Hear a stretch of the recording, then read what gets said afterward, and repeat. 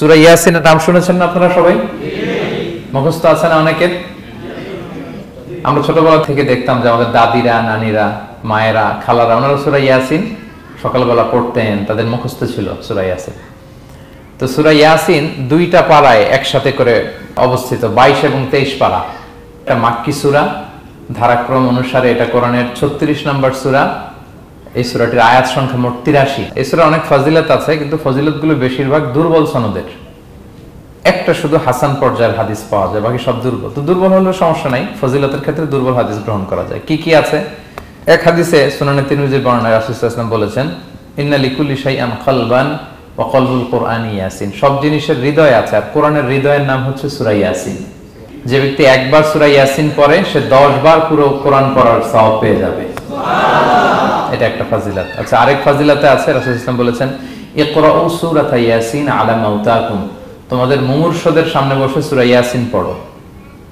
মৃত্যু পথযাত্রী এখনই মারা যাবে, অসুস্থ হয়ে পড়ে আছে, তাদের যাতে কষ্ট কম হয়, লাঘব হয়, রাসূল সাল্লাল্লাহু আলাইহি ওয়াসাল্লাম বলেছেন সূরা ইয়াসিন তার সামনে বসে পড়ো। কেন? এটা আমি সামনে বলবো। এগুলো দাঈফ সনদের। হাসান পর্যায়ের একটা মাওকুফ হাদিস আছে, ইবনে আব্বাস রাদিয়াল্লাহু তাআলা আনহু বলতেন যে ব্যক্তি মান ক্বারা ইয়াসিন হিনা ইউসবিহু, সকালবেলা যদি কেউ সূরা ইয়াসিন পড়ে, তাহলে সারা দিনের সব কাজগুলো আল্লাহ তার জন্য সহজ করে দেয়। আবার রাতে যদি কেউ সূরা ইয়াসিন পড়ে, সারা রাতের সব কাজ তার জন্য আল্লাহ তাআলা সহজ করে দেয়। এবং ইবনু কাসির ওনার তাফসির মিন তাজরিবাতিহি, মানে তার এক্সপেরিয়েন্স থেকে, কোনো হাদিস দলিল না, ওনার অভিজ্ঞতা থেকে বলেছেন যে আমি যখনই কোনো বিপদে পড়েছি সূরা ইয়াসিন তেলাওয়াত করার পর আল্লাহ তাআলা ওই কাজটা আমার জন্য সহজ করে দিয়েছেন। তো এখন সূরা ইয়াসিন বেশি বেশি তেলাওয়াত করবেন তো নাকি? ইনশাআল্লাহ। মাশাআল্লাহ, ঠিক আছে। মাক্কি সূরাগুলোর মূল প্রতিপাদ্য বিষয় হচ্ছে তাওহীদ, রিসালাত, আখিরাত। মাক্কি সূরাগুলো সাধারণত তাওহীদ, রিসালাত এবং আখিরাত নিয়ে কথা বলে। সূরা ইয়াসিনও তার ব্যতিক্রম নয়। এই সূরার মূল কথা তাওহীদ, রিসালাত এবং আখিরাত। বিশেষ করে পুনরুত্থান, পুনরুজ্জীবন, the concept of resurrection, life after death, মৃত্যুর পরে যে আবার আমরা জাগবো ঘুম থেকে, আবার জীবন হবে, আবার বিচার হবে, এটা বিশ্বাস হয় আপনাদের? হ্যাঁ, মক্কার লোকদের বিশ্বাস হতো না। তারা অবাক হয়ে শুনতো রাসূল সাল্লাল্লাহু আলাইহি ওয়াসাল্লামের কাছ থেকে যে বলে কি, আমরা মরে যাব, পচে যাব, গলে যাব, জীর্ণ শীর্ণ হয়ে যাব, আমাদের হাড্ডি খুঁজে পাওয়া যাবে না, অস্তিত্ব পাওয়া যাবে না, আবার আমরা নাকি জীবিত হব, আবার নাকি উঠবো, আবার বিচার, আবার কি কি বলে মুহাম্মদ। তারা মিলাতেই পারতো না এটা। তো এজন্য তাদের কাছে দ্য কনসেপ্ট অফ আখিরা, life after death, specially the concept of রেসারেকশনটাকে ক্লিয়ার করার জন্য আল্লাহ তাআলা এই সূরাটা নাযিল করেছেন। তাহলে এই সূরার সেন্ট্রাল থিম, মূল প্রতিপাদ্য বিষয় হচ্ছে পুনরুজ্জীবন বা পুনরুত্থান, মানে আবার যে আমরা পুনরায় উঠবো। বিশ্বাস হয় আপনাদের? হ্যাঁ, এটা কিন্তু মহাসত্য, বিশ্বাস রাখতে হবে আমাদের যে না, মরে গেলে সাময়িক দেখা যায় পচে যায়, কিন্তু আবার আমরা উঠবো। এবং এজন্যই মুমূর্ষু ব্যক্তির সামনে সূরা ইয়াসিন পড়তে বলা হয়েছে। আপনি যখন সূরা ইয়াসিন পড়বেন, তার সামনে কাইন্ড অফ আপনি তাকে বোঝাতে যাচ্ছেন যে আপনি প্রকৃতপক্ষে মারা যাচ্ছেন না, এটা আপনার জীবনের পূর্ণ সমাপ্তি নয়, বরং এটা এই নশ্বর দুনিয়া থেকে আপনার অস্তিত্বের সাময়িক একটা বিদায়। কেউ যে মারা যাচ্ছে, আমার দাদা, আমার বাবা মারা যাচ্ছে, আমরা বিদায় দিচ্ছি, আজীবন হারাই ফেললাম নাকি তারে আমরা? কি সে কি আজীবনের জন্য মিসিং? এটা সাময়িক একটা বিদায়, একটা শর্ট ব্রেক। ওনার অস্তিত্বের এই নশ্বর দুনিয়া থেকে ওনার অস্তিত্বের সাময়িক একটা বিদায়, কিন্তু পরবর্তী দুনিয়ায় তিনি কিন্তু আবার অনন্ত জীবন লাভ করবেন। তার মানে শারীরিক একটা মৃত্যু হচ্ছে, তার রূহের কোনো মৃত্যু নেই, হয় ইল্লিনে নয় সিজ্জিনে। ঠিক কিনা বলেন? আমাদের রূহগুলো কিন্তু মরে না, এটা আল্লাহর অর্ডারে ঢুকেছে, আল্লাহর অর্ডারে বের হয়, হয় ইল্লিনে নয় সিজ্জিনে। বিশ্বাসীদের রূহগুলো ইল্লিনে থাকে, আমাদের রূহগুলো যেন সেখানে থাকে, আমরা আল্লাহর কাছে কামনা করি, আমরা পড়ি আমিন। এজন্যই মৃত ব্যক্তিদেরকে আশাব্যঞ্জক করার জন্য এই সূরাটা, এই সূরার মধ্যে যে কথাগুলো বোঝানো হচ্ছে যে আবার আপনি উঠবেন, আবার জীবিত হবেন, আবার আমরা মিলিত হব, বিচারের মুখোমুখি হব, আবার আমরা জান্নাতে একত্রিত হব, আমাদের গেট টুগেদার হবে, আমাদের রিট্রিট হবে। মানে মৃত্যুর মধ্যে আমরা আনন্দ খুঁজে বেড়াই নাকি? হ্যাঁ, মৃত্যু নিয়ে অনেকের কত ভয়, কিন্তু আমরা তো মৃত্যুই একমাত্র ওয়ে যার মধ্য দিয়ে আমরা আমাদের রবের সাথে সাক্ষাতের গেটওয়ে। এটা আল্লাহর সাথে সাক্ষাতের প্রথম ধাপ হচ্ছে আপনাকে দুনিয়া ছাড়তে হবে, এছাড়া কি আল্লাহর সাক্ষাৎ পাওয়া যাবে? যাবে না। এজন্য মৃত ব্যক্তির সামনে আল্লাহর হাবিব সাল্লাল্লাহু আলাইহি ওয়াসাল্লাম রাহমাতুল লিল আলামিন মুহাম্মদ রাসূলুল্লাহ সাল্লাল্লাহু আলাইহি ওয়াসাল্লাম তিনি সূরা ইয়াসিন তেলাওয়াত করতে বলেছেন। তাহলে সেন্ট্রাল থিম ক্লিয়ার সবার কাছে না? এবার আসেন কিছু প্রাইম লেসন, কোর লেসন সূরা ইয়াসিন থেকে আমি সম্ভবত গত বছর আমার ভেরিফাইড ফেসবুক পেজ থেকে আমি 4টা লাইভ সিরিজ করেছি 4 ঘন্টার সূরা ইয়াসিনের উপর। আপনারা শুনবেন এগুলো, খুবই ওয়েল ডকুমেন্টেড ম্যানারে একাডেমিক ওয়েতে আলোচনা করেছি। যাদের সময় আছে শুনবেন এই লাইভগুলো। তো আমি এখন শুধু সার নির্যাসটা প্রাইম লেসন বা কোর লেসনগুলো নিয়ে আসি। 1 নম্বর লেসন হচ্ছে আল্লাহ তাআলা বলেছেন যে কোরআনের আয়াতগুলো একটার সাথে আরেকটা well connected, completely well knit, এটা well protected. one doesn't differ the other or contradict the other. কোনো আয়াত আরেক আয়াতের বিপরীতে যায় না, একটা আরেকটা সম্পূরক, পরিপূরক, ওয়েল নেট, ওয়েল কানেক্টেড। এটাই প্রমাণ করে যে এটা কার কাছ থেকে নাজিল হয়েছে? আল্লাহ সুবহানাহু ওয়া তাআলার কাছ থেকে নাজিল হয়েছে। আল্লাহ তাআলা এটাই বলেছেন ইয়াসিন, তারপরে ওয়াল কুরআনিল হাকিম। হাকিম বিমানা মুহকাম, মানে কোরআনের আয়াতগুলো পোক্ত। এটা হচ্ছে completely well net, perfectly connected, একটা আরেকটার সাথে কানেক্টেড। এক আয়াত ইফাসসিরু বা'দুহু বা'দান, এক আয়াত আরেক আয়াতকে ব্যাখ্যা করে। অনেক কথা কোরআনের এক জায়গায় সংক্ষেপে বলা হয়েছে, আরেক জায়গায় বিস্তারিত, এক জায়গায় ছোট করে আরেক জায়গায় বড় করে।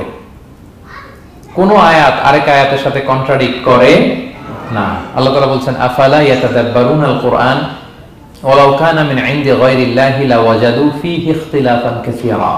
তারা কি কোরআন নিয়ে গবেষণা করবে না?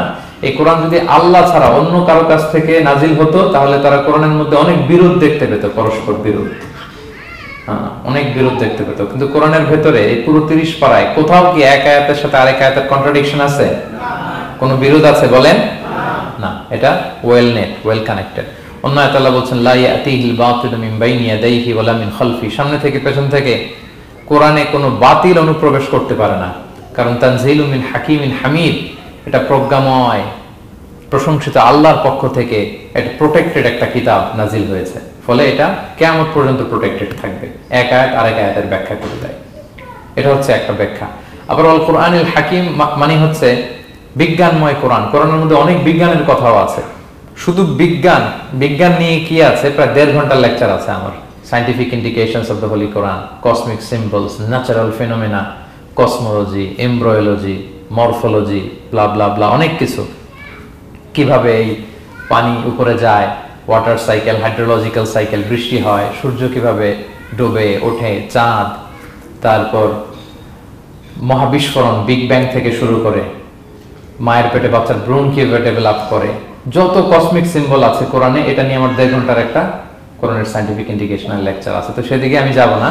তো আল কুরআনুল হাকিমের 2টা ব্যাখ্যা হয়। এক হচ্ছে মুহকাম, মানে কোরআনের আয়াতগুলো প্রোটেক্টেড, কানেক্টেড। আরেকটা হচ্ছে কোরআনের আয়াতগুলো বিজ্ঞানসম্মত, বিজ্ঞানের সাথেও কন্ট্রাডিকশন করে না। কিছু যদি অমিল থাকে বিজ্ঞানের অপেক্ষা করা উচিত। বিজ্ঞান সামনে আরো শিখবে, আরো জানবে, আরো ডেভেলপ হবে, তখন বারবার বিজ্ঞানের মাথা কোরআনের দিকে নিচু হয়ে আসবে। ঠিক কিনা বলেন? যত দিন যায় সহজ হয় কোরআন বোঝা আমাদের জন্য। বিজ্ঞানের আবিষ্কারের কারণে কোরআন বোঝা সহজ হয় এবং মিলে যাচ্ছে সবকিছু। তাহলে এটা হচ্ছে 1 নম্বর লেসন সূরা ইয়াসিন থেকে, যে কোরআনের সব ভার্সেস গুলা আর পারফেক্টলি কানেক্টেড, ইন্টারকানেক্টেড। 1 নম্বর। 2 নম্বর হচ্ছে সূরা ইয়াসিনের 10 নম্বর আয়াতে আল্লাহ তাআলা বলেছেন ওয়াসাওয়াউন আলাইহিম আনযারতাহুম আম লাম তুনজিরহুম লা ইউমিনুন। হে নবী, আপনি তাদেরকে ওয়ার্নিং দেন আর না দেন সমান সমান, কাজ হবে না। এর কারণ হচ্ছে জেনে বুঝে যদি কেউ সত্যকে প্রত্যাখ্যান করে তার অন্তরে আল্লাহ মোহর মেরে দেন। জেনে বুঝে সত্যকে প্রত্যাখ্যান করলে, আমি বুঝি নাই, আমি শুনি নাই, আমি জানি নাই, এটা আল্লাহ মাফ করবে। আমি কনভিন্স হই না, এজন্য মানতেছি না, কিন্তু আমি জানি এটা সত্য, এরপরেও যদি সত্যটা গ্রহণ না করি তাহলে কার মুক্তি আছে বলেন তো? না, তাহলে এর মুক্তি নেই। এজন্য যারা সত্যান্বেষী তাদেরকে আল্লাহ পছন্দ করেন। ভুল করে না এরকম কোনো মানুষ নাই পৃথিবীতে। সবাই আমরা ভুল করি, সবার ভুল হয়, এটাতে কোনো অসুবিধা নেই। কিন্তু জেনে আমি সত্যকে মানবো না, এটা আল্লাহ কখনো মেনে নেয় না। অন্য আয়াতে সূরা বাকারা আল্লাহ বলছেন খাতামাল্লাহু আলা কুলুবিহিম ওয়া আলা সামঈহিম ওয়া আলা আবসারিহিম গিশাওয়া ওয়া লাহুম আযাবুন আযীম। যারা জেনে বুঝে সত্যকে মানে না, নেগলেক্ট করে, তাদের অন্তরে আল্লাহ সিল গালা মেরে দিয়েছেন, কর্ণকুহরে ছিপি ঢুকিয়ে দিয়েছেন, চোখের সামনে পর্দা, আর কিছু দেখে না। কারণ ওরা সত্যটা মানতে চায়, নিয়তি করে ফেলছে যে আমি মানবো না। কেউ যদি নিয়ত করে ফেলে দেন আমি বুঝবো না, যত বুঝাক তারা বোঝানো যাবে। আমরা বাংলা একটা কথা বলি না যে ঘুমিয়ে থাকলে তাকে জাগানো সহজ, কিন্তু ঘুমের ভান ধরলে, ভান ধরে আছে ওরা তো ধাক্কা মারতেছি, টানতেছি, ওকে উঠবে ঘুম থেকে না। এটার উদাহরণ দেখেন আবু জাহেল আর ওমরে ফারুক রাদিয়াল্লাহু তাআলা, দুইজনই ইসলামের শত্রু ছিল, ইসলাম বিরোধী ছিল। কিন্তু ওমরে ফারুক রাদিয়াল্লাহু তাআলা আনহু ছিলেন সত্যান্বেষী, সত্য শুনলেই মানতেন। কিন্তু আবু জাহেল ছিল তার বিপরীত, সে ছিল গোড়া, অহংকারী, ইগোইস্টিক সমস্যা ছিল তার। সে জানতো যে আল্লাহর হাবিব সাল্লাল্লাহু আলাইহি ওয়াসাল্লাম আল্লাহর পক্ষ থেকে নাজিল হওয়া আসা একজন রাসূল, কোরআন আল্লাহর পক্ষ থেকে নাজিল হওয়া একটা কিতাব, জানার পরেও সে মানে নাই, ফলে তার নসিবে হেদায়েত জোটে নাই। কিন্তু ওমর ফারুক রাদিয়াল্লাহু তাআলা আনহু কিছুদিন পরেই উনি শাহাদা পড়ে ফেলছেন এবং রাসূল সাল্লাল্লাহু আলাইহি ওয়াসাল্লাম দোয়া করেছিলেন যে আল্লাহ আল্লাহুম্মা আইজ্জাল ইসলাম বি আহাব্বি হাযাইনি রাজুলাইনি ইনদাক, আল্লাহ দুজন লোকের যাকে তোমার ভালো লাগে তাদের একজনকে ইসলামের ছায়াতলে এনে তুমি ইসলামটাকে শক্তিশালী করো। একজন হচ্ছে আবু জাহেল, আরেকজন হচ্ছে ওমর। আল্লাহ তাআলা কার জন্য দোয়াটা কবুল করেছেন বলেন তো? ওমর ফারুকের জন্য, কারণ ওনার হৃদয়টা সাদা ছিল, সাদা মনের মানুষ, কলবে সালিম, সত্য যেখানে ওইটাই উনি গ্রহণ করতেন, সত্যের সামনে দুর্বল ছিলেন। আর আবু জাহেল জেনে বুঝে সত্যকে প্রত্যাখ্যান করেছেন। সো 2 নাম্বার শিক্ষাটা আমরা যেটা পেলাম যে জেনে বুঝে সত্য প্রত্যাখ্যান করলে আল্লাহ তার জন্য হেদায়েত বরাদ্দ রাখেন না। এজন্য আমরা আমাদের বাকি জীবনটুকু আমরা এই মেন্টালিটি, মাইন্ডসেট যেন আমাদের থাকে যে সত্য দেখলেই আমরা মানবো, যেখানেই সত্য ওইটাই আমি গ্রহণ করব। কি বলেন? এটা যদি আমার বিরুদ্ধে যায়, আমার দলের বিরুদ্ধে গেলে, বাবার বিরুদ্ধে গেলে মানতেই হবে আমাকে। সত্য যেখানে আছে ওখানেই আমাদেরকে ছুটে যেতে হবে। দুটো চলে গেল। 3 নাম্বার হচ্ছে আমরা পৃথিবীতে যা করি আমরা অনেক সময় মনে করি যে দরজা বন্ধ করে দিলে, সুইচটা অফ করে দিলে আর বুঝি কেউ দেখে না। তা আসলে আমরা আসমানি বিশেষ নজরদারির ভেতরে আছি, এটা আমরা ভুলে যাই যে সবার চোখ ফাঁকি দেয়া গেল, একজনের চোখ ফাঁকি দেয়া যায় না। তিনি কে বলেন তো? লা তুদরিকুল আবসার ওয়া হুয়া ইউদরিকুল আবসার ওয়া হুয়াল লাতীফুল খাবীর। কেউ তারে দেখে না কিন্তু তিনি সবাইকে দেখে। কোন চোখ তাকে দেখে না কিন্তু তিনি সব চোখগুলোকে দেখে। তাহলে 3 নম্বর লেসন হচ্ছে everything is recorded in a well documented man. আমরা যা বলি, যা করি, যা লিখি সবকিছু রেকর্ডেড, রেকর্ড করা হচ্ছে। কিন্তু সেদিন আপনি দেখবেন, ভালো করলেও দেখবেন, খারাপ করলেও আপনি দেখবেন। তার মানে সবকিছু লিপিবদ্ধ হচ্ছে, সংরক্ষিত হচ্ছে। এটা আল্লাহ কোথায় বলেছেন? সূরা ইয়াসিনের 12 নম্বর আয়াত। আল্লাহ বলেন নাকতুবু মা কদ্দামু ওয়া আসারহুম, তারা যা আমল করেছে আমি লিখে রাখি। ওয়া আসারহুম, এবং যা তারা দুনিয়ার জন্য রেখে গিয়েছে তাও লিখে রাখি। মানে এনি অ্যাকশন দে লেফট বিহাইন্ড, এনি ইফেক্ট দে লেফট বিহাইন্ড। এটা সাদাকায়ে জারিয়া বা গুনায়ে জারিয়া। সাদাকায়ে জারিয়া হচ্ছে আপনি একটা ভালো কাজ করছেন, ধরেন যে দ্বীনি জ্ঞান শিক্ষা দিচ্ছেন। আমি সূরা ফাতিহা শিক্ষা দিলাম আপনাদেরকে, তো আপনারা এটা দিয়ে আজীবন নামাজ পড়তেছেন, আপনার সওয়াব তো আপনি পাবেনই, কিন্তু ওই যে আমি শিক্ষা দিলাম একটা পার্সেন্টেজ সওয়াব আজীবন আমার আমলনামে আসবে। শুধু তাই না, আপনি যে আবার আরেকজনকে সূরা ফাতিহা শিক্ষা দিবেন, সে তার পরবর্তী নেক্সট জেনারেশনকে সূরা ফাতিহা, এইভাবে কিয়ামত পর্যন্ত এই চেইন ধরে সূরা ফাতিহা যত লোক শিখবে তারা তাদের সওয়াব ঠিকই পাবে, কিন্তু তার একটা পার্সেন্টেজ সওয়াব আল্লাহ তাআলা আমার আমলনামায় দিয়ে দিবে। এটাকে বলে আসার। ওয়া নাকতুবু মা কদ্দামু, নিজে যে আমল করলাম আল্লাহ বলে এটাও লিখে রাখছি। ওয়া আসারহুম, any effect you left behind in this দুনিয়া, যেটা আপনি রেখে গেছেন এটাও আল্লাহ লিখে রাখবে। এবং অকুল্লা শাইইন আহসাইনাহু ফি ইমামিন মুবিন, আল্লাহ বলেন সবকিছু একটা নথির ভেতরে নথিবদ্ধ করে। নথি চিনেন তো না? ডায়েরি। তারপর আমাদের বাংলাদেশে তো যে আগে হাল খাতা করতো না, টালি খাতা বিশাল বড় বড়, এখন আছে কিনা, বিশেষ করে মুদির দোকানে দেখা যায় বড় মোটা মোটা তপাস করে সে টেবিলের উপর ফেলে, তারপর আপনার নাম দেখে বের করে আপনার কত বাকি, কত দিতে হবে। এই যে টালি খাতা, এই নথি করে রাখছে আল্লাহ তাআলা আমাদের সবকিছু যা করলাম, যেটার ইফেক্ট দুনিয়াতে আমি রেখে গেলাম। এবং অন্য আয়াতে আল্লাহ তাআলা বলছেন মা ইয়ালফিযু মিন কাওলিন ইল্লা লাদাইহি রাকীবুন আতীদ, আমি মুখ দিয়ে যা উচ্চারণ করি সব আল্লাহ তাআলা একজন পর্যবেক্ষক ফেরেশতার মাধ্যমে তুলে রাখেন, সব আপনি দেখতে পাবেন। শুধু তাই না, এখানে একটা স্পেশাল লকেট রেখেছেন আল্লাহ। আল্লাহ বলেন ওয়াকুল্লা ইনসানিন আলজামনাহু তায়রাহু ফি উনুকিহি ওয়া নুখরিজু লাহু ইয়াওমাল কিয়ামাতি কিতাবান ইয়ালকাহু মানশুরা। প্রত্যেকের গ্রীবা লগ্নে আমি একটা স্পেশাল সিম কার্ডের মতো রেখেছি, যা বলো এখানে রেকর্ড হয়ে আছে, কিয়ামতের দিন আমি সব বের করে দিব। তাহলে পালানোর জায়গা আছে? That means we are under surveillance, 24/7 আল্লাহ তাআলা মনিটর করছেন। এবং এই বিশেষ আসমানি নজরদারি থেকে আমরা কেউই মুক্ত না। তাইলে লাইট বন্ধ করে দিলেন, দরজা আটকায় দিলেন, কেউ দেখে না, না? কেউ যেটা দেখে না সেটা দেখেন কে? আচ্ছা, 3টা জেনে গেলেন। 4 নম্বর হচ্ছে পৃথিবীতে সব নবীরা এক মিশন এবং ভিশন নিয়ে এসেছে। সব নবীরা লা ইলাহার দাওয়াত দিয়েছে, তাই না? এক আল্লাহর দাওয়াত দিতে। আচ্ছা, কখন কি এমন হয়েছে কোন নবী এসে বলছে যে আল্লাহ একজন, আবার আরেক নবী এসে বলছে না আল্লাহ 2-3 জন হইতে পারে? হ্যাঁ, বলছে? কোন নবী এসে বলেছে মৃত্যুর পর এক জীবন আছে, হিসেব দিতে হবে, পাই টু পাই হিসেব হবে? আরেকজন বলছে না, এরকম নাও থাকতে পারে।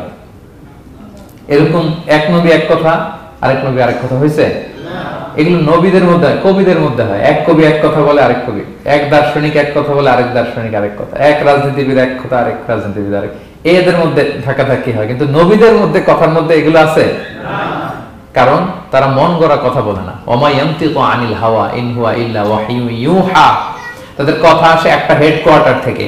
হেডকোয়ার্টারটা কার? আল্লাহ। আসমানি রেভেলেশনের বেসিসে ওনারা কথা বলেন। মন গড়া কোনো নবী কোনো কথা বলেন না। তাহলে 4 নম্বর শিক্ষা হচ্ছে সব নবীর মিশন ভিশন এক। এজন্য তাদের মধ্যে একটা কোঅপারেশন ছিল। সূরা ইয়াসিনে চমৎকার একটা ঘটনা আছে। একটা জনপদের নাম উল্লেখ করা হয়নি, কিন্তু কোন কোন মুফাসসির বলেছেন এটা তুরস্কের আন্তাকিয়া জনপদে আল্লাহ একটা কাজে, দাওয়াতি কাজে 2 জন নবীকে পাঠালেন। কয়জন? 2 জন। কাজ একটা, কিন্তু কয়জন? 2 জন। এরকম সাধারণত অন্য নবীদের ক্ষেত্রে হয় না, কোরআনে পাওয়া যায় না যে এক কাজে এক জায়গায় 2 নবী, এরকম হয় না। এক্সেপ্ট মুসা আলাইহিস সালাম, ওনার কথা বলার জড়তা ছিল, তো উনি আল্লাহকে বলেছেন আল্লাহ আমাকে যেই তাওরাত দিয়ে পাঠালেন আমি তো কথা ক্লিয়ারলি বলতে পারি না, জড়তা, মামলিং হয় আমার মুখে। তো আমার ভাই আখি হারুন আফসাহু মিন্নি লিসান, ও খুব ফ্লুয়েন্ট ছিল, আমি নেতৃত্ব দিব কিন্তু হারুন ভোকাল দিবে, আপনি তাকে নবী বানায় দেন। মুসা আলাইহিস সালামের দোয়ার বদলতে আল্লাহ হারুন আলাইহিস সালামকে নবী বানায় দিয়েছিলেন। 2 ভাই মিলে ফেরাউনের কাছে দাওয়াতি কাজ করেছে। কিন্তু এছাড়া আর এরকম দেখা যায় না যে এক এলাকায় এক কাজে 2 জন নবী, না। এইখানে দেখা গিয়েছে আন্তাকিয়া জনপদে আল্লাহ এক মিশনে কয়জন নবী পাঠিয়েছেন? 2 জন। আচ্ছা, কিছুদিন পরে আরো একজন, তাহলে হইল কয়জন? 3 জন। এক কাজে এক জনপদে এক এলাকায় মোট 3 জন নবী, কিন্তু এদের মধ্যে কোনো মারামারি নেই। আমাদের দায়ীদের অবস্থা দেখেন তো বাংলাদেশে, মাশাআল্লাহ। আমাদের প্রত্যেক দায়ীদের একই মিশন না? একই মিশন, একই ভিশন, একই লক্ষ্য, একই ডেস্টিনেশন, কিন্তু কত বিভেদ, কত বিরোধ দেখেন। আল্লাহ তাআলা সূরা ইয়াসিনের 14 নম্বর আয়াতে বলছেন ইদ আরসালনা ইলাইহিম মুসনাইন, প্রথম 2 জন নবী পাঠালাম একটা মিশনে, ফাআজ্জাজনা বিসালিস, এবং 3য় জন দিয়ে আরো এদেরকে মজবুত করলাম, ফাকালু ইন্না ইলাইকুম মুরসালুন, তারা যে 3 জন একই কথা বলল যে আমরা রাসূল হয়ে এসেছি। তাহলে দেখেন নবীদের মধ্যে পারস্পরিক শ্রদ্ধাবোধ ছিল। বড় নবী, ছোট নবী, প্রধান বক্তা, দ্বিতীয় বক্তা, তৃতীয়, এগুলো ছিল না। এই 3 নবীর মধ্যে প্রধান নবী, দ্বিতীয় নবী, তৃতীয় নবী আছে নাকি? না। 3 জন একই মিশনে, একই ভিশনে, কোঅপারেশনে তারা এগিয়ে গিয়েছে। তো দেখেন আমরা যারা কোরআনের দায়ী, আমরা তো নবীদের কাজটাই করি, ফলে আমাদের মধ্যে এই কোঅপারেশন থাকতে হবে, এই রেসপেক্ট থাকতে হবে। আমি ব্যক্তিগতভাবে খুবই লজ্জিত যে আমাদের এই দাওয়া অঙ্গনটাকে আমরা কলুষিত করে ফেলেছি। আমরা অন্য আলেমকে, অন্য দায়ীকে তুচ্ছ করা, তাচ্ছিল্য করা, ছোট করা, হেয় করা, তাকে বাতিল করা, নাকচ করা, এরকম আমরা করে থাকি। আমি একাই ইসলামের মুখপাত্র, আমি যা বলবো এটাই, এটা ঠিকাদারি আমার কাছে, এরকম একটা মেন্টালিটি আছে না? এটা নবীদের মাইন্ডসেট এরকম ছিল না। ওনারা কোঅপারেশনে, কোলাবোরেশনে কাজ করতেন, পার্টনারশিপে, একে অপরের প্রতি রেসপেক্ট ছিল। কোন নবী আরেক নবী বিসৎকার করে নাই, কিন্তু আমরা এক দায়ী আরেক দায়ীকে কাফের বলতেও তো আমরা দ্বিধাবোধ করি না, কি বলেন? আল্লাহ তাআলা আমাদের বোঝার তৌফিক দান করুন। 5 নাম্বার, নবীদের কাজ হচ্ছে আল বালাগুল মুবিন, ক্লিয়ার কমিউনিকেশন, শুধু পৌঁছে দেয়া, বাণীবাহকের কাজ করা। আল্লাহ তাআলা বলছেন ওমা আলাইনা ইল্লাল বালাগুল মুবিন। ওই 3 জন নবী যখন বুঝালেন, তারা এলাকাবাসী মানে না, রিজেক্ট করলো, কিন্তু তারা বললো যে আমাদের কাজ হচ্ছে পৌঁছে দেওয়া, মানবা কি মানবো না এটা তোমাদের কাজ, আমাদের কাজ কি? আল বালাগুল মুবিন, কোরআনিক টার্মিনোলজি, মানে হচ্ছে ক্লিয়ার কমিউনিকেশন, আমাদের কাজ পৌঁছে দেওয়া, এর বেশি কিছু না।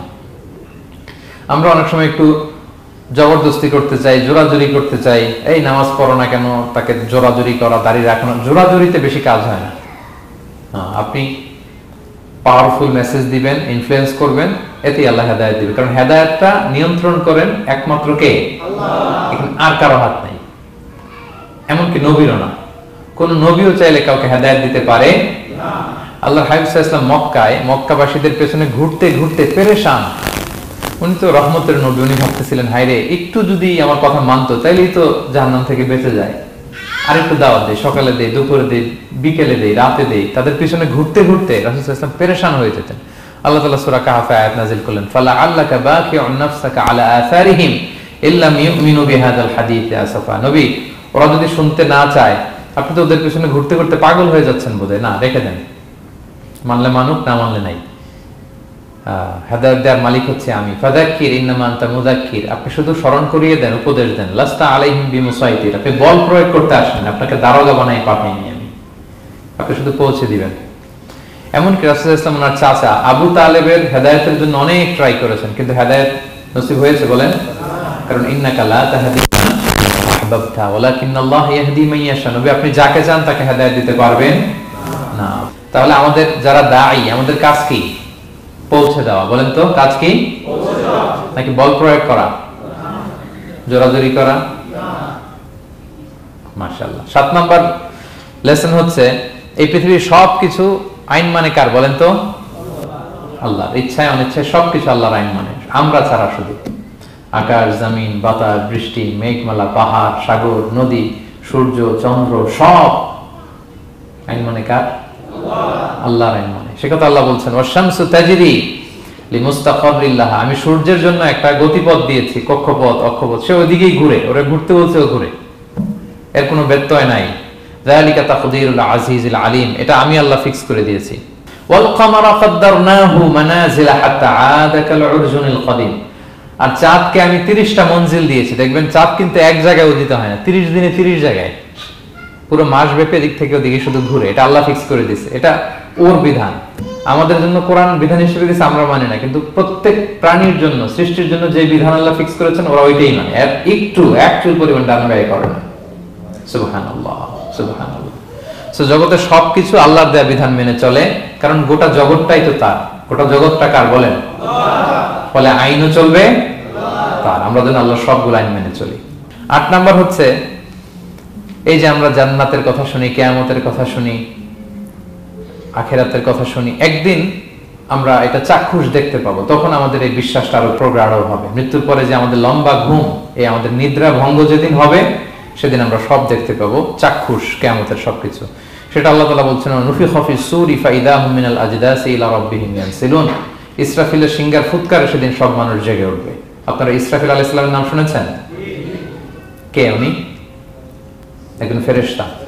উনি বড় একটা সিংহায় ফুৎকার দিবেন। সৃষ্টির পর থেকে আল্লাহ ওনাকে একটা কাজের জন্য অ্যাসাইন করেছেন, শুধু ফু দিবে 3টা। কয়টা? 3টা। আর কোনো কাজ আছে? না। দ্যাটস ইট, দ্যাটস ইট, শুধু 3টা ফু দিবে 3 বারে। ঠিক যে মুহূর্তে আপনারা এখন কথা শুনছেন, এই মুহূর্তে উনি ওই ট্রাম্পিট সিংহা নিয়ে আরশের দিকে তাকায় আছে, কখন আল্লাহর আদেশ আসে, 1 সেকেন্ডের জন্য দেরি না, চোখের পলক যাতে দেরি না হয়ে যায়, তাকিয়ে আছেন উনি। ফুৎকার দিবে তো কবর থেকে মানুষগুলো উঠবে। মিনহা খালাকনাকুম ওয়া ফিহা নুঈদুকুম ওয়া মিনহা নুখরিজুকুম তারাতান উখরা, এই কথাই আল্লাহ এই সূরাতে বলেছেন। তো মানুষ যখন উঠবে, কারো ঘুম হবে 50 বছর, কারো 500 বছর, কারো 5000 বছর, কারো 5 লক্ষ বছর। পৃথিবীতে প্রথম নিহত হয়েছে কে জানেন? হাবিল, আদম আলাইহিস সালামের ছেলে হাবিল পৃথিবীর প্রথম মারা গেছে। সে, তার ঘুমটা কত লম্বা বলেন তো? সে কত হাজার বছর, লক্ষ বছর বেচারা ঘুমাচ্ছে, হ্যাঁ, তার কবরে। তো এই সব সিংহার ফুৎকারে সব কবর থেকে উঠবে। ক্বালু ইয়া ওয়াইলানা মান বাআসানা মিন মারকাদিনা হাযা, কি রে, কে ভাঙালো এই লম্বা ঘুমটা? সবাই তো ঘুমাচ্ছিলাম। হাযা মা ওয়া'দার রহমান, ফেরেশতারা বলবে এইটাই সেই দিন যেটা বিশ্বাস করো না এই দুনিয়াতে। ওয়াজ নসিহত হইলে তো তোমরা মানতা না, বলতা এগুলো কিছু নাই। আজকে সেই দিন। সাদাকাল মুরসালুন, রাসূলরা সত্যই বলেছেন। ওই দিন মানুষ চাক্ষুষ কিয়ামতকে অবলোকন করবে। 9 নম্বর শিক্ষা হচ্ছে, তখন আল্লাহ তাআলা বিচার প্রতিষ্ঠিত করবেন। ওই বিচারে আল্লাহ কাউকে ঠকাবেন না। বলেন তো, আল্লাহর বিচারে কোনো পার্সিয়ালিটি আছে? না। কোনো ঘুষ দেওয়ার সিস্টেম? না। স্বজনপ্রীতি আছে? না। এই কথা আল্লাহ বলেছেন সূরা ইয়াসিনের 54 নম্বর আয়াতে, ফালিয়াউমা লা তুযলামু নাফসুন শাই, কোনো জুলুম হবে না। ওয়া তুজজাউনা ইল্লা মা কুনতুম তা'মালুন, যে যা করেছো ওইটারই প্রতিদান পাবে। এমন না যে আপনি করছিলেন খুব ভালো কিন্তু আপনি পান নাই, এটা হবে না। যার যে রিওয়ার্ড পাওয়ার কথা ওইটাই পাবেন, কারণ আল্লাহ জুলুম করেন না। ওমা আনা বিযাল্লামিন লিল আবিদ, আল্লাহ বলে আমি আমার বান্দার প্রতি বিন্দু পরিমাণ জুলুম করি না। ওয়া নাদাউল মাওয়াজিনাল কিসতা লিয়াউমিল কিয়ামা ফালা তুযলামু নাফসুন শাইআ, সেদিন আমি ন্যায় বিচারের মানদণ্ড স্থাপন করব, ওখানে একটা চুল ফেললেও এটা ওজন নাই। ফামান ইয়ামাল মিসকালা যাররাতিন খায়রান ইয়ারা ওয়া মান ইয়ামাল মিসকালা যাররাতিন শাররান ইয়ারা। অনুপরিমাণ ভালো করলে ভালো পাবেন। এই যে সে লিল্লাহি তাকবীর বলছে, সওয়াব হইছে না? সে ওই দিন আমলনামায় দেখবে কি রে, অমুক এক মাহফিলের মধ্যে আমি লিল্লাহি তাকবীর বলছিলাম, এইটার এতগুলা সওয়াব। তারপরে এই যে আপনারা আল্লাহু আকবার বলছেন, এতে সওয়াব হইছে না? এরকম ছোট্ট ছোট্ট প্রতি মুহূর্তে একজন রাস্তা চেনে না, রাস্তা দেখাই দিলেন, একজন একটা ভালো উপদেশ দিলেন। এইভাবে ছোট্ট ছোট্ট যত ভালো কাজ সব পাবেন, ছোট্ট ছোট্ট খারাপ কাজ সব সেদিন পাবেন, কোনো জুলুম হবে না। আচ্ছা, 10 নম্বর শিক্ষা হচ্ছে যারা জান্নাতে যাবে, জান্নাতের একটা ফিচার হচ্ছে, মেজর ফিচার, জান্নাতে যে জান্নাতীরা যা চাবে তাই পাবে, কোনো না নাই সেখানে, যার যেটা মনে চায়। এটা সূরা ইয়াসিনের 57 নম্বর আয়াত আল্লাহ বলেছেন, লাহুম ফিহা ফাকিহা ওয়া লাহুম মা ইয়াদদাউন। সেখানে অজস্র অঢেল সুস্বাদু মুখরোচক ফলমূল থাকবে। দুনিয়াতে এক ফলে এক মজা, আনারসের মজা তরমুজে নাই, তরমুজের মজা আমে নাই, আমের মজা বাঙ্গিতে নাই, বাঙ্গির মজা কাঁঠালে নাই, কাঁঠালের মজা ডুরিয়ানে নাই। যেইটা খাবেন ওইটা স্বাদ। জান্নাতে এক ফলের ভেতরে হাজার রকমের স্বাদ আল্লাহ ঢুকাই দিবে। আচ্ছা, দুনিয়াতে যে কমলা খান, কমলার ছোলা খান, হ্যাঁ, ডাব যে খান, ডাবের ছোলাটা খান, শুধু পানি, ওইখানে ডাবের চেয়ে ডাবের ছোলা মজা লাগবে। কমলার চেয়ে কমলার ছোলা হবে আরো সুস্বাদু। মানে ওইটার ফিচারের সাথে দুনিয়ার ফিচার কোনো তুলনাই হয় না, নো কম্পারিজন। যা চাবে তাই পাবে। ইয়াসিনের 11 নম্বর শিক্ষা হচ্ছে সেদিন নিজের হাত পা নিজের বিরুদ্ধে সাক্ষী দিবে যারা জাহান্নামে যাবে। কারণ জাহান্নামীরা বলবে না আল্লাহ করি নাই, তোমার ফেরেশতারা ভুলে লিখছে, আল্লাহ আরেকজনের আমলনামা আমার দিয়ে দিছে, এই অনেক ধরনের অজুহাত। তখন আল্লাহ তাআলা তার মুখটাকে সিলগালা করে দিবেন। ফাল ইয়াউমা নাখতিমু আলা আফওয়াহিহিম ওয়া তুকাল্লিমুনা আইদিহিম ওয়া তাশহাদু আরজুলুহুম বিমা কানু ইয়াকসিবুন। আল্লাহ বলে তোমার মুখ আমি সিলগালা করে দিলাম, হাত কথা বলবে, তখন পা সাক্ষী দিবে কোথায় যে এই পাপটা করছেন। আপনি অবাক হন, কি রে, এই হাতে তো কত আংটি পরলাম, এরপর কত লোশন মাখলাম, হ্যাঁ, কত সুন্দর বডি ওয়াশ দিয়ে হাতটাকে ক্লিন রাখলাম, তারপর হাতের মধ্যে গ্লাভস পরলাম, হাত পা কত যত্ন আমি নিলাম, এই হাত পা আমার বিরুদ্ধে কথা বলে। রাগে মানুষ বলবে ওয়াকালু লিজুলুদিহিম লিমা শাহিদতুম আলাইনা, কি রে আমার বিরুদ্ধে কথা বলিস কেন? তো হাত পা বলবে ক্বালু আনতাকানাল্লাহ আল্লাযী আনতাকা কুল্লা শাই। ওই আল্লাহ আজকে আমাকে কথা বলার সুযোগ দিয়েছে, যে আল্লাহ চাইলে যে কাউকে যে কোনো সৃষ্টিকে কথা বলার সুযোগ দিয়ে থাকে। পাথরকে আল্লাহ জবান দিতে পারে, দিয়েছেন। রাসূল সাল্লাল্লাহু আলাইহি ওয়াসাল্লাম মক্কার শিয়াবের মধ্য দিয়ে যখন হাঁটতেন, অনেক পাথর রাসূল সাল্লাল্লাহু আলাইহি ওয়াসাল্লামকে সালাম দিয়ে বলেছেন, আসসালামু আলাইকা ইয়া নবী আল্লাহ, হে আল্লাহর নবী আপনাকে সালাম। কে দিয়েছে সালাম? পাথর। মরা খেজুর গাছ কে দিয়ে উঠেছে নবীর জন্য, তার মানে এগুলোর ভিতরে প্রাণের সঞ্চার করেছেন কে? আল্লাহ। সেদিন হাতের ভেতরে আল্লাহ তাআলা কথার শক্তি দিবেন। আপনার হাত আপনার বিরুদ্ধে, পা বিরুদ্ধে, আপনার বডি আপনার বিরুদ্ধে সাক্ষী দিবে। সো খবরদার, অতটুকু পাপ করি যতটুকু পাপের শাস্তি বহনের ক্ষমতা আমার আছে, একটু হিসাব মিলিয়ে নিই আমরা। 12 নম্বর লেসন হচ্ছে যে আমরা শক্তিশালী হই, ছোট থেকে বড় হই, এরপরে আবার দুর্বল হয়ে যায়। আল্লাহ বলেন ওয়ামান নুআম্মিরহু নুনাক্কিসু ফিল খালকি আফালা ইয়াকিলুন। আমি যখন কারো বয়স বাড়িয়ে দেই তাকে আবার দুর্বল করে দেই। এটাই জীবন চক্র। দেখেন, শৈশব দিয়ে শুরু, তারপর কৈশোর, তারুণ্য, যৌবন। যৌবনের কথা চিন্তা করে তো বেশিরভাগ যুবক কি শক্তি গায় না, যা খায় ওইটাই হজম হয়ে যায়।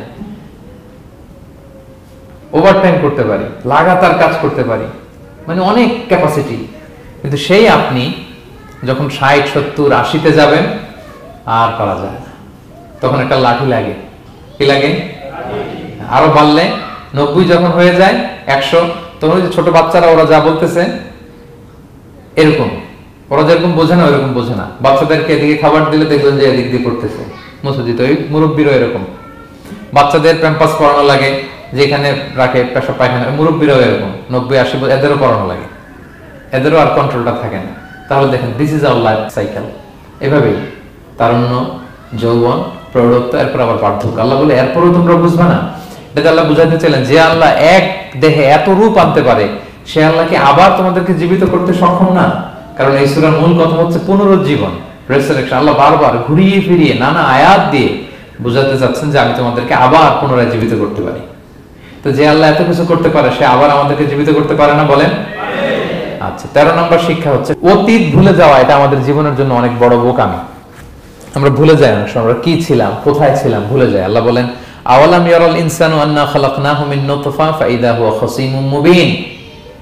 মানুষ কি দেখে না যে ওদেরকে আমি কোত্থেকে সৃষ্টি করছি? দেখেন আমাদের এত বড় বাড়ি গাড়ি, আমাদের এত নাম যশ খ্যাতি, আমরা আদিতে কি ছিলাম? সামান্য এক ফোঁটা বীর্য। বাবার পিঠ থেকে মায়ের গর্ভে ছোট্ট একটা পানি থেকে আমাকে সৃষ্টি করেছেন কে? আল্লাহ। এই সৃষ্টির আগে তো কিছুই ছিলাম না। আপনার বয়স এখন 50, আচ্ছা 500 বছর আগে আপনি কই ছিলেন বলেন? আপনার দাপটে তো আজকে থাকা যায় না এই পৃথিবীতে, সব নাকি আপনার, এরকম বলে না? সব আমার, আমার পাওয়ার, আমার ক্ষমতা। আজ থেকে জাস্ট 500 বছর আগে আপনি কই ছিলেন? আপনার কোনো নাম ছিল? আপনার কোনো গ্রাম ছিল? কোনো অ্যাড্রেস ছিল? কোনো খ্যাতি ছিল? দাপট ছিল? লোক লস্কর কিছু ছিল? ক্ষমতা আসলো কোত্থেকে আপনার? আল্লাহ বলে হাল আতা আলাল ইনসানি হিনুম মিনাদ দাহরি লাম ইয়াকুন শাইআম মাযকুরা। মানুষকে দেখে না যে একটা সময়ও কিছুই ছিল না, কিছুই তো ছিল না, তুমি অস্তিত্বহীনতা থেকে তোমার অস্তিত্ব আল্লাহ দিলেন দয়া করে। ছোট্ট ছোট্ট করে মায়ের পেটে এতটুকু থেকে আপনি ওই বিজ্ঞান প্রযুক্তি জাদুঘরে গিয়েছিলাম আগারগাঁওতে, ওখানে মায়ের পেটে যেগুলো বাচ্চাগুলো ডেভেলপ করে নাই তারা রেখে দিয়েছে পানির মধ্যে 1 সপ্তাহ 2 সপ্তাহ 1 মাস 2 মাস 3 মাস এরকম বাচ্চাগুলো ছোট ব্যাঙ্গাচির মতো ছিলাম আমরা। বর্ষাকালে ব্যাঙের পোনা দেখছেন? জাস্ট লাইক ব্যাঙের পোনা, এত ক্ষুদ্র ছোট্ট আমরা ছিলাম। আল্লাহ বলে তুমি দেখো না তোমার পিছনটা কি ছিল? অতীত, এজন্য অতীত ভুলে যাওয়া যাবে না। 14 নম্বর শিক্ষা হচ্ছে পুনরুত্থান, যেটা আসল শিক্ষা সূরা ইয়াসিনের, মানে মৃত্যু পরবর্তী জীবন, এটা মহাসত্য, এটা হবেই। হ্যাঁ, লম্বা আয়াত, আমি শুধু মূল কথাটা বলি। আস ইবনে ওয়াইল মক্কা রাসূল সাল্লাল্লাহু আলাইহি ওয়াসাল্লামের কাছে একটা মরা লাশের হাড্ডি, কঙ্কাল থেকে হাড্ডি এনে, এটা 100 বছর আগের হাড্ডি, এরকম হাত দিয়ে গুঁড়া করে এটা পাউডার হয়ে গেছে। রাসূল সাল্লাল্লাহু আলাইহি ওয়াসাল্লামের কাছে এসে ভাবে একটা ফু মারলো, ফু দেওয়ার সাথে সাথে এটা বাতাসে মিলে গেছে। তো বলতেছে মুহাম্মদ, এই যে কঙ্কালের এই পাউডারটা, তুমি বলতেছো এইটারে আল্লাহ জীবিত করবে, এটারে রিকনস্ট্রাক্ট করবে? কি বলো তুমি? What you talking about? এটাও সম্ভব? আল্লাহ এই কথাটা সূরা ইয়াসিনে তুলে ধরলেন যে দারাবা লানা মাসালান ওয়া নাসিয়া খালকা ক্বালা মান ইউহিল ইযামা ওয়া হিয়া রামীম। এটারে কে আবার জীবিত করবে? এটা তো জীর্ণ শীর্ণ ধুলা বালু পাউডার হয়ে গিয়েছে। আল্লাহ বলেন কুল, নবী আপনি ওয়াইলকে বলেন, ইউহিহাল্লাযী আনশাহা আউওয়ালা মাররা, ওই আল্লাহ সৃষ্টি করবেন যে এটারে প্রথমে বানাইছিলেন। এটার তো অস্তিত্ব ছিল না, অস্তিত্বহীন থেকে যখন আল্লাহ বানাইতে পারেন, এটা মরে যাওয়ার পরে তারে আল্লাহ আবারও বানাতে পারবেন, ঠিক কিনা বলেন? আচ্ছা বলেন, কোন জিনিস প্রথমে বানানো সহজ না দ্বিতীয়বার বানানো সহজ? দ্বিতীয়বার, তাই না? তো প্রথমেই যেহেতু আল্লাহ আমাদেরকে বানাই ফেলতে পারছে, মরে গেলে গলে গেলে পচে গেলে দ্বিতীয়বার বানানো কেন জন্য কঠিন হবে? কঠিন হলে তো প্রথমবার হওয়ার কথা ছিল, যেহেতু নমুনা ছিল না, আল্লাহর কাছে কোনো মডেল ডিজাইন ছিল যে এটার আলোকে এটা ছিল। তো সেই আল্লাহ যখন আমাদেরকে বানাই ফেলতে পারছেন প্রথমবার, দ্বিতীয়বার কি তার জন্য কঠিন না সহজ? তখন বিষ্ণু ইসলাম বললেন যে এই পাউডার, তুমি যে কঙ্কালের হাড্ডি ফু দিয়ে বললা, এটাকে আল্লাহ জীবিত করবেন, অনুরূপভাবে তোমাকেও জীবিত করবেন এবং তোমাকে জাহান্নামে নিক্ষেপ করবেন। আল্লাহ জাহান্নাম থেকে আমাদেরকে হেফাজত করুন। সহিহ মুসলিমের হাদিস, আল্লাহ হাবিব সাল্লাল্লাহু আলাইহি ওয়াসাল্লাম বলেন, ইন্না ফিল ইনসানি আযমান, মানুষের দেহে একটা হাড্ডি কণিকা আছে, লা তাকুলহুল আরদু আবাদা, এই হাড্ডি কণিকা জমিন কখনো খেতে পারে না। মানে আমাদেরকে কবর দিয়ে দিলে তো মাটি পুরো লাশটা খেয়ে ফেলে, 50-100 বছর পরে আর কিছুই থাকে না, আসলে আমাদের হাড় গোড়ো থাকে না, ওইটাও পাউডার হয়ে যায়, পোকামাকড় খেয়ে ভ্যানিশ। কিন্তু একটা জিনিস ছাড়া, আমাদের এই যে শির দ্বারা ব্যাকবোন, আমাদের স্পাইনাল কর্ডের একেবারে নিচে ট্রায়াঙ্গেল ছোট্ট একটা হাড্ডি কণিকা আছে, ত্রিভুজ আকৃতির, এটাকে ডাক্তারি ভাষায় বলে কক্সিক্স টেইল বোন, পুচ্ছাস্তি বলে। এই ছোট্ট কণা, এইটা নষ্ট হয় না। আল্লাহ বলে এইটাকে বেইস ধরে আমি কিয়ামতের দিন তোমাদের সবাইকে আবার জীবিত করব। হিন্দুরা যে শ্মশানে লাশ পোড়ায়, সব পুড়ে যায়, কক্সিক্স পুরো নয়, ছোট্ট কক্সিক্স কোথা হয় জানেন?